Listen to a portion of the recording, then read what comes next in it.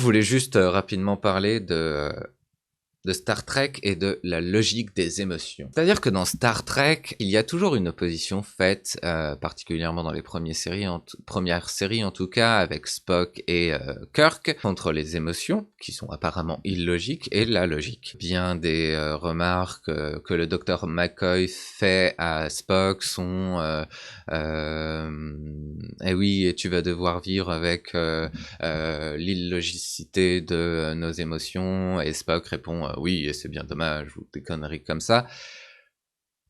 Sauf que c'est très étrange, parce que les émotions ne sont pas en soi quelque chose d'illogique. Je veux bien que les émotions mènent à des actes illogiques par moment.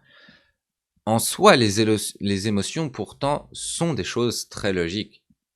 Par exemple, la peur est une réaction extrêmement logique et utile dans notre système, puisque c'est une réaction qui nous permet soit de combattre, soit de fuir, et dans tous les cas, de survivre. C'est une réaction qui, certes, dans notre société civilisée, perd beaucoup de son utilité, puisque premièrement, elle a été développée dans un contexte naturel dans lequel elle avait beaucoup plus d'utilité, puisque les situations pouvant être dangereuses, il fallait simplement fuir ou combattre pour pouvoir éventuellement survivre.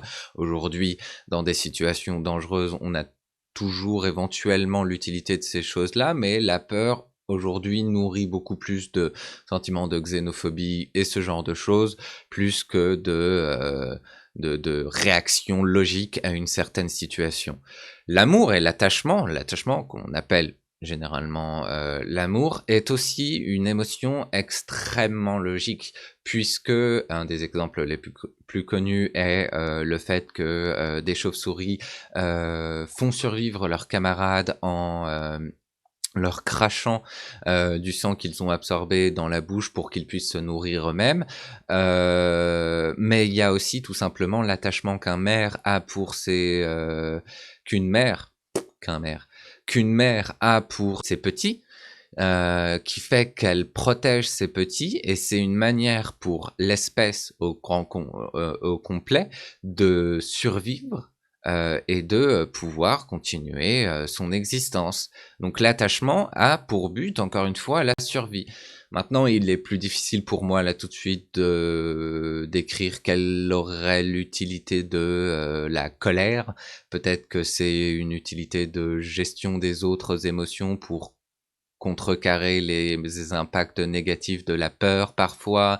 Peut-être que c'est une émotion qui est utile à se sortir de certaines situations d'oppression, ce genre de choses. Je ne sais pas, je spécule, je n'en ai aucune idée, mais dans tous les cas, nous avons suffisamment de preuves pour savoir que au moins certaines émotions sont très logiques et très utiles, euh, et suffisamment de preuves pour dire que toutes les émotions sont probablement très logiques et très utiles.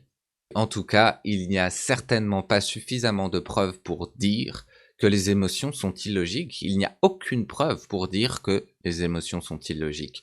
Donc, malgré cette étrange dissociation entre la logique et les émotions qu'on fait dans la vie réelle, il n'y a vraiment en réalité rien sur lequel on puisse baser pour se dire que ces émotions sont illogiques. Encore une fois, je suis d'accord pour dire que les émotions, dans notre contexte de civilisation, peuvent mener facilement à des réactions illogiques. Et les réactions de peur et de colère et et d'amour ne sont pas forcément très logiques dans les contextes dans lesquels on a ces émotions. Malgré tout, cela ne veut pas dire que ces émotions deviennent illogiques. C'est juste notre utilisation de ces émotions, le moment pendant lequel ces émotions apparaissent, qui fait de cette émotion spécifique une réaction illogique. L'émotion n'en devient pas illogique pour autant.